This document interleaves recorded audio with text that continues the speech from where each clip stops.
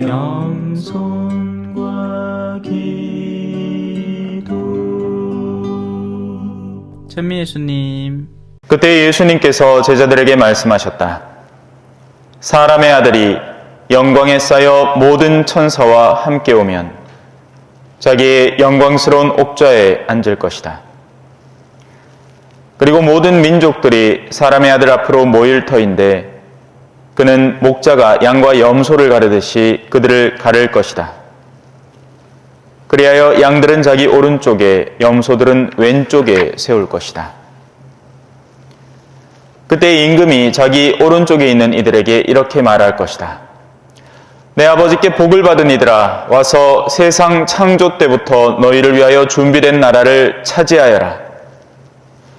너희는 내가 굶주렸을 때 먹을 것을 주었고 내가 목말랐을 때 마실 것을 주었으며 내가 나그네였을 때 따뜻이 맞아 드렸다.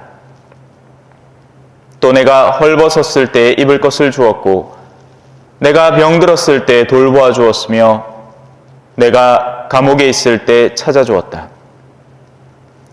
그러면 그 의인들이 이렇게 말할 것이다. 주님, 저희가 언제 주님께서 굶주리신 것을 보고 먹을 것을 드렸고 목마르신 것을 보고 마실 것을 드렸습니까? 언제 주님께서 나그네 되신 것을 보고 따뜻이 맞아 드렸고 헐벗으신 것을 보고 입을 것을 드렸습니까? 언제 주님께서 병드시거나 감옥에 계신 것을 보고 찾아가 뵈었습니까? 그러면 임금이 대답할 것이다. 내가 진실로 너희에게 말한다. 너희가 내 형제들인 이 가장 작은 이들 가운데 한 사람에게 해준 것이 바로 나에게 해준 것이다. 그때 임금은 왼쪽에 있는 자들에게도 이렇게 말할 것이다.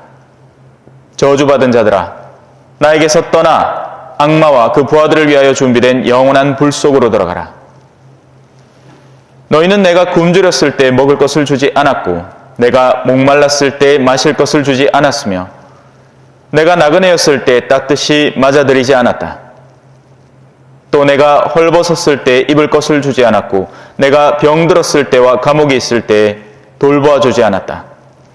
그러면 그들도 이렇게 말할 것이다. 주님, 저희가 언제 주님께서 굶주리시거나 목마르시거나 나그네 되신 것을 보고 또 헐벗으시거나 병드시거나 감옥에 계신 것을 보고 시중 들지 않았다는 말씀입니까? 그때 임금이 대답할 것이다. 내가 진실로 너희에게 말한다. 너희가 이 가장 작은 이들 가운데 한 사람에게 해주지 않은 것이 바로 나에게 해주지 않은 것이다. 이렇게 하여 그들은 영원한 벌을 받는 곳으로 가고 의인들은 영원한 생명을 누리는 곳으로 갈 것이다. 주님의 말씀입니다.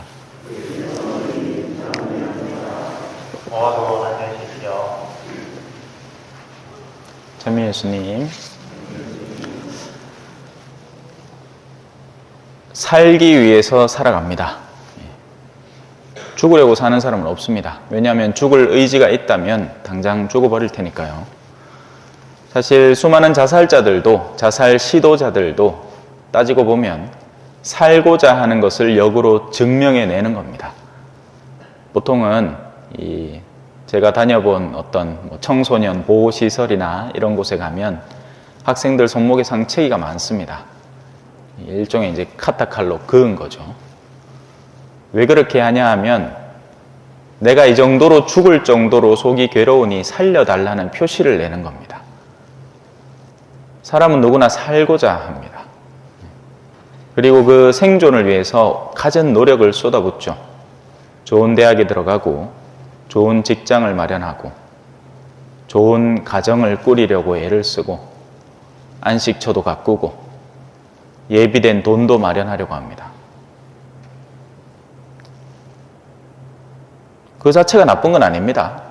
근데 문제가 하나 있다면 그 준비성을 바탕으로 영원이라는 것도 한 번쯤은 떠올려 봤어야 합니다.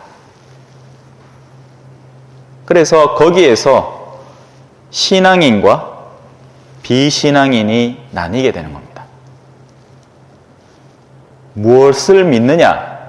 우리는 영원한 삶을 고백하고 그걸 이제 교회적인 용어로 부활을 믿는다라고 표현을 합니다. 우리 어르신은 부활을 믿어왔을 것이고 이제는 자신이 기다리고 고대하던 분과 함께 그 부활을 누리고 있을 것을 의심치 않습니다. 남아있는 과제는 여기 남아있는 우리들이죠.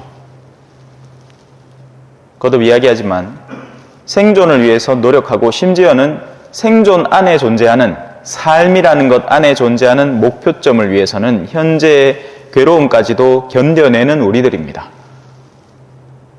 직장을 다니는 이유가 좋아서 다니는 게 아니죠. 그렇게 괴로움을 견뎌내면 한 달 뒤에 월급이라는 보상을 기다리면서 괴로움을 겪어내는 겁니다. 그 정도는 누구나 다 하는 거죠. 입에 풀칠하고 살 수는 없으니까요. 하지만 죽음이라는 것이 우리에게 왔을 때 이 모든 것이 무색해집니다. 그동안 싸우고 노력해오고 애써왔던 모든 것은 마치 죽음이라는 칼을 도마 위에 얹어 놓아서 싹 썰어내는 것처럼 그 자체로 끊어버립니다. 그리고 지나가고 나면 기억해 주는 사람이 별로 없습니다. 얼마 전에 저도 장지에 한번 따라가 본 적이 있지만 결국 관을 땅속에 넣고 흙을 덮고 손을 털고 나오면 우리의 지상에서의 생은 끝인 겁니다. 모쪼록 여기 모여 계신 가족들이, 고인의 가족들이 우리 고인을 땅에 모시고 나면서 스스로에 대해서 한번 고민해 봤으면 좋겠습니다. 무엇을 위한 생인지. 오늘 복음은 우리에게 작은 실마리를 하나 줍니다. 영혼을 준비할 수 있는가? 있다라고 이야기를 하죠. 영혼을 위한 왕이신 분이 훗날 우리에게 심판자로 돌아오실 텐데 지금은 자비가 가득한 분으로 누구든지 나에게 오너라. 괴롭고 힘든 사람은 나에게 와라. 내가 너희를 자유롭게 하겠다. 지금은 자비의 얼굴을 가득 가지고 있지만 영원히 그럴 수는 없습니다. 사실 우리 스스로도 알고 있어요. 내가 불편한 사람과 영원히 산다는 건 그 자체가 지옥이기 때문이죠. 마음속에 증오와 분노가 가득 찬 이들이 영원히 계속할 수는 없는 일입니다.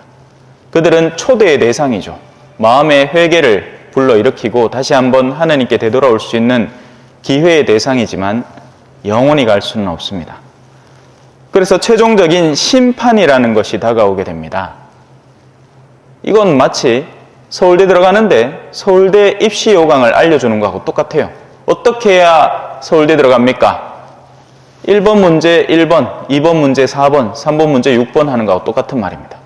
하늘나라 어떻게 들어갑니까? 이렇게 들어간단다 얘들아. 너희 가운데 가장 보잘것없는 이 하나에게 해준 것을 통해서 들어간단다. 누가 우리 가운데 가장 보잘것없는 사람입니까?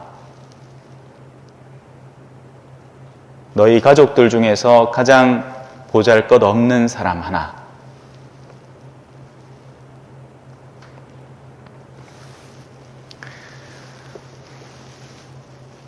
어르신들을 제가 교구에서 시니어 평생대학연합회 그 담당도 했고 그러니까 각 전국은 아니고 대구에 있는 노인대학들, 도심지에서 어른이 된다는 것은 마치 장애인이 되는 것 같습니다. 더 이상 아무도 관심 가져주지 않고 소외감과 외로움에 치를 떨죠.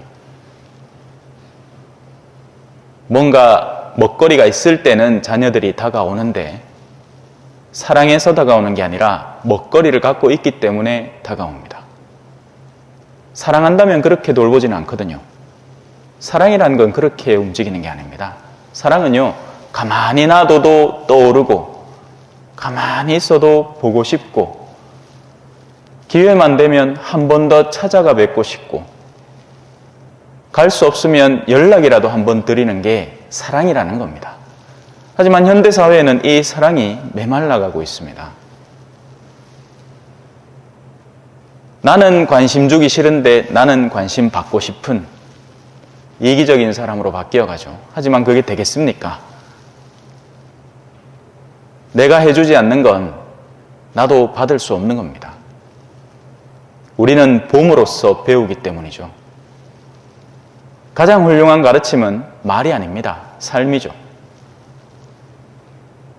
돌봄을 받은 사람은 그 돌봄에 대한 기억을 갖고 거기에 감사를 드리는 겁니다.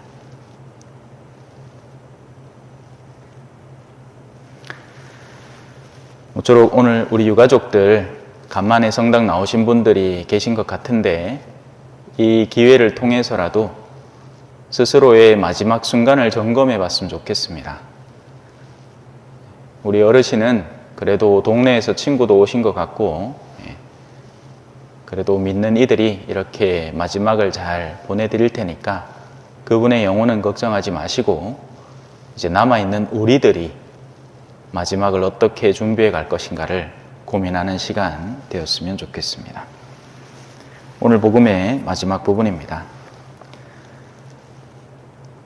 이렇게 하여 그들은 영원한 벌을 받는 곳으로 가고 의인들은 영원한 생명을 누리는 곳으로 갈 것이다. 아멘. 찬미 예수님, 겸손과 기도.